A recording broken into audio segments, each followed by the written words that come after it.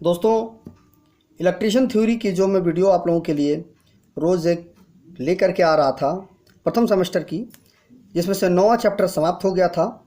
10वें चैप्टर पे हम आ गए हैं। 10वां चैप्टर पॉलीफेज का है, जो कि काफ़ी महत्वपूर्ण चैप्टर है। अक्सर एग्ज़ामों में भी इस चैप्टर से काफ़ी प्रश्न आ जाते हैं, जो कॉम्पिटिटिव एग्ज़ाम है उसमें भी, और जो हमारे ITI इलेक्ट्रिशियन की थ्योरी के जो भी एग्ज़ाम होते हैं उसमें भी अक्सर इस चैप्टर से काफ़ी क्वेश्चन आ जाते हैं। और अब धीरे धीरे दोस्तों महत्वपूर्ण चैप्टर शुरू हो रहे हैं, तो अभी से चैनल को सब्सक्राइब करके बेल आइकन को भी प्रेस कर दीजिएगा, जिससे आगे आने वाली वीडियोस की नोटिफिकेशन आपको मिल जाए और आप उन वीडियोस को सबसे पहले देख पाएँ। यह दोस्तों चैप्टर है पॉलीफेज, या इसी को हम हिंदी में बोल सकते हैं बहुफेजीय प्रणाली। ठीक है, मतलब एक से अधिक फेज। ठीक है, आइए इस पर बात करते हैं। तो आइए शुरू करते हैं इस कमाल की वीडियो को। नमस्कार दोस्तों, मेरा नाम है RK श्रीवास्तव और आप देख रहे हैं अपना ही चैनल टारगेट इलेक्ट्रिशियन। तो देखिए, सबसे पहले पॉलीफेज सिस्टम पे ये बात करते हैं। जब दो या दो से अधिक फेज़ों की प्रणाली को पॉलीफेज कहते हैं। दो फेज हों या दो फेज से अधिक जब फेज होंगे तो उसको हम पॉलीफेज कहेंगे। मतलब दो फेज या दो फेज से अधिक, मतलब दो फेज हो, तीन फेज हो, चार फेज हो, तो उनको हम पॉलीफेज सिस्टम कहते हैं। इसमें एक ही फ्रीक्वेंसी के दो या दो से अधिक EMF सक्रिय में काम करते हैं। इसमें क्या होता है कि जो ये दो फेज होते हैं, इन दोनों फेजों का जो EMF होगा, मतलब वोल्टेज, और इसका जो फ्रीक्वेंसी होगी वह सेम ही होगी। अगर दोनों की फ्रीक्वेंसी अलग अलग होती है तो दोनों पॉलीफेज सिस्टम के अंतर्गत नहीं आएंगे। इसलिए इनकी फ्रीक्वेंसी और EMF, मतलब EMF का मतलब वोल्टेज, दोनों सेम होना चाहिए, तभी ये काम करेंगे। वास्तव में जो पॉलीफेज सिस्टम है वो दो फेज जो जनरेशन होता है, जो हमारे वोल्टेज का, दो फेज में भी हो सकता है, तीन फेज में, चार फेज में, 6 फेज में, 9 फेज में तथा 12 फेजों तक में हम वोल्टेज का उत्पादन कर सकते हैं। इसमें अधिक से अधिक फेजों की सप्लाई पैदा की जा सकती है। मतलब 9 फेज या 12 फेज है, इससे भी ऊपर हम वोल्टेज का उत्पादन, फेजों का उत्पादन हम कर सकते हैं। ऐसा नहीं है कि 3 फेज में ही विद्युत का उत्पादन हो सकता है, और कई फेजों में उत्पादन इसका हम कर सकते हैं। आगे क्या है कि दो फेज प्रणाली में दो कॉइलों को एक दूसरे से 90 डिग्री के एंगल पर रखा जाता है। जो दो फेज प्रणाली होती है, इसमें जो कॉइल होती है, हमारा अल्टरनेटर हो, टरबाइन हो, उसमें जो कॉइलें होती हैं उनको हम 90 डिग्री के एंगल पे रखेंगे, तो दो फेज प्रणाली उसको हम कहेंगे। इसको मैंने एक फिगर से समझाने की कोशिश की है। ये देखिए, ये पूरा एक सर्किल है। देखिए इसमें क्या होता है कि ये सर्किल मैंने क्यों बनाया, थोड़ा सा मैं इसको भी समझा दूं। सर्किल मैंने इसलिए बनाया है, देखिए कि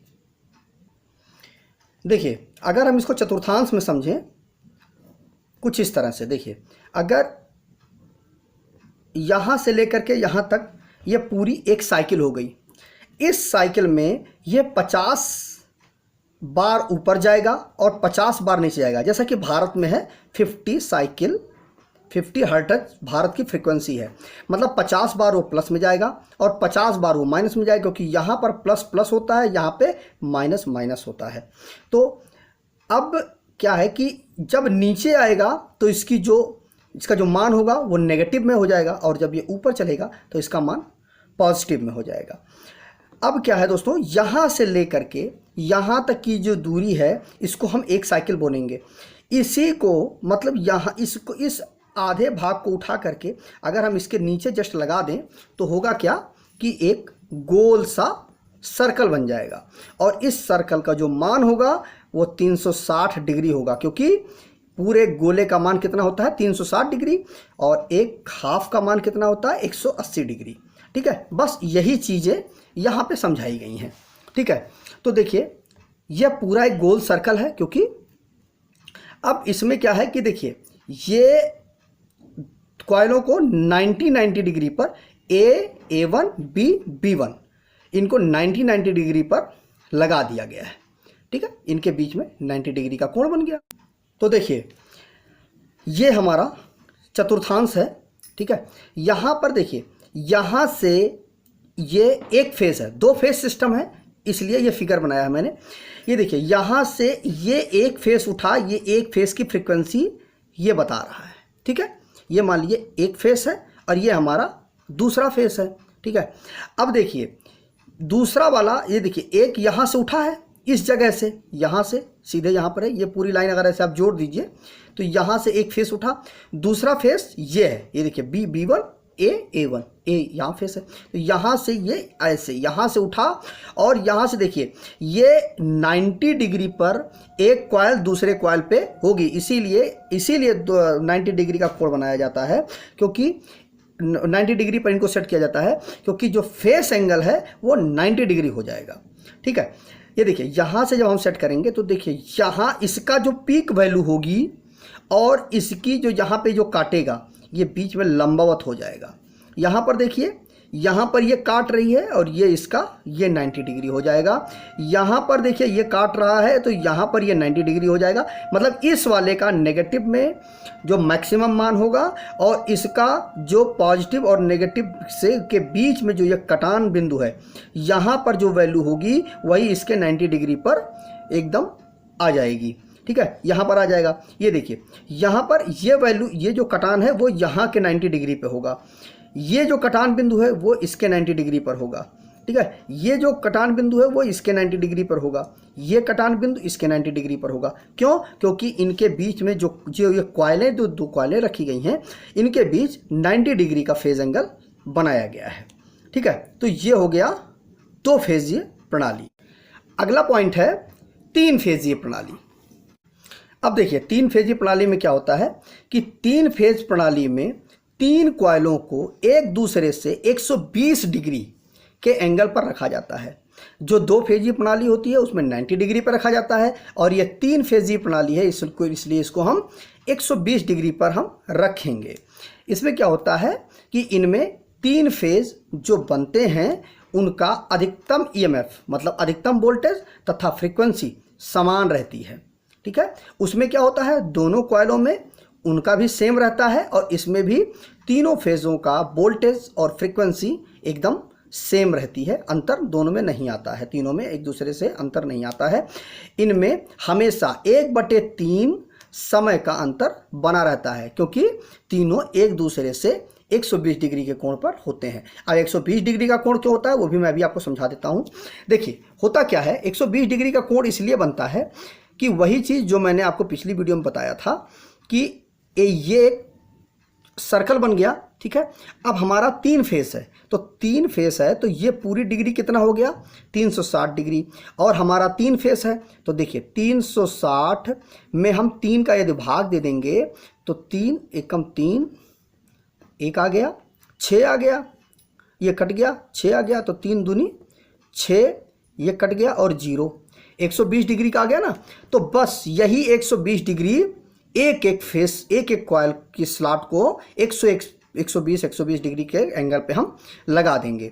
तो क्या हो जाएगा कि 3 फेज हो जाएंगे, तो एक इधर हो जाएगा, एक इधर हो जाएगा और एक इधर हो जाएगा। तो ये 120 डिग्री का इनमें बीच में एंगल बन गया। ठीक है, तो इसमें जो समय का भी अंतर होगा वो 1/3 समय का अंतर इसमें होगा। अब इसको भी सेम हम उसी तरह समझ लेते हैं। ये देखिए ये कॉइलें हैं, इन कॉइलों को हमने 120 डिग्री के एंगल पे लगा दिया। अब देखिए वही चीज़ जैसा मैंने उसको 90 डिग्री में समझाया था, बस वही चीज़ यहाँ पर भी है। देखिए ये हमारी अक्षांश हो गई। ठीक है, अब देखिए यहाँ पर क्या है, एक जो पहला फेस है वो यहाँ से उठेगा, ये उठ करके ये यहाँ पे गया। ठीक है, जो दूसरा फेस है देखिए ये यहाँ पे, ये देखिए यहाँ पर जब ये जाएगा ऊपर, ये 120 डिग्री के एंगल पे जा रहा है। ठीक है, यहाँ से जो ये उठेगा ये 120 डिग्री, ये तीनों फेस एक दूसरे से 120 डिग्री के एंगल पर चल रहे हैं। ठीक है, क्योंकि इनके बीच में जो फेस एंगल है वो 120 डिग्री का है, इनकी कॉइलें जो सेट की गई हैं वो 120 डिग्री के एंगल पर सेट की गई हैं। ठीक है, तो ये 3 फेजीय प्रणाली हो गई। अगला पॉइंट है बैलेंस लोड। इसमें क्या है कि यदि हर फेज में करंट की मात्रा तथा कोण, जो फेज़ का कोण है वो एक जैसा हो तो उसे हम बैलेंस लोड कहेंगे। मतलब जो भी जितने भी फेज़ हैं, मान लीजिए 3 फेज़ की प्रणाली है तो उसमें हर फेज़ में जो करंट की जो मात्रा है, करंट सेम होना चाहिए और उनके बीच में जो कोण होगा वो भी सेम होना चाहिए। अगर ये दोनों सेम हैं तो वो बैलेंस लोड प्रणाली हो जाएगी। अब अगला क्या है कि अनबैलेंस लोड। अनबैलेंस लोड में क्या है, यदि हर फेज़ में करंट की मात्रा तथा फेज़ कोण अलग अलग हों। मान लीजिए एक फेज़ में 50 एम्पियर चल रहा है, दूसरे में 70 एम्पियर और तीसरे में 100 एम्पियर अगर लोड चल रहा है। पहले में 50 मान लीजिए चल रहा है, दूसरे में 100 चल रहा है, तीसरे में 150 चल रहा है, ठीक है। तो तीनों फेज़ों में अलग अलग हो जाएगा, तो ये बैलेंस लोड प्रणाली नहीं होगी। तो बैलेंस लोड प्रणाली में तीनों फेज़ों में सेम जो है एम्पियर होना चाहिए और एंगल सेम होना चाहिए। और अनबैलेंस लोड प्रणाली में क्या है कि इनके जो फेज़ों में, हर फेज़ में 3 फेज़ है मान लीजिए, तो तीनों फेज़ों में करंट की मात्रा तथा कोण अलग अलग होगा, तो वह अनबैलेंस प्रणाली हो जाएगी। इसके बाद अब आता है फेज सीक्वेंस। फेज सीक्वेंस क्या है कि जिस क्रम में 3 फेज़ की वोल्टेज अपना अधिकतम मान प्राप्त करती है, ठीक है। अब जिस क्रम का मतलब हो गया क्लॉकवाइज और एंटी क्लॉकवाइज, दोनों चीज़ें। क्लॉकवाइज मतलब हो गया घड़ी के घूमने की दिशा में और एंटी क्लॉकवाइज हो गया घड़ी के विपरीत घूमने की दिशा में।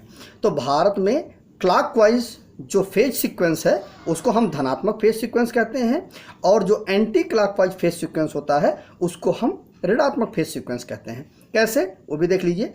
ये देखिए ऐसे, ये हो गया, ये 120 डिग्री का इसमें एंगल हो गया। मान लीजिए ये आर है, ये वाई है और ये बी है। अगर ये क्लॉकवाइज चल रहा है, कुछ इस तरह से चल रहा है, तो ये धनात्मक हो जाएगा और अगर ये इस तरह से चल रहा है तो ये ऋणात्मक फेज सीक्वेंस हो जाएगा, ठीक है।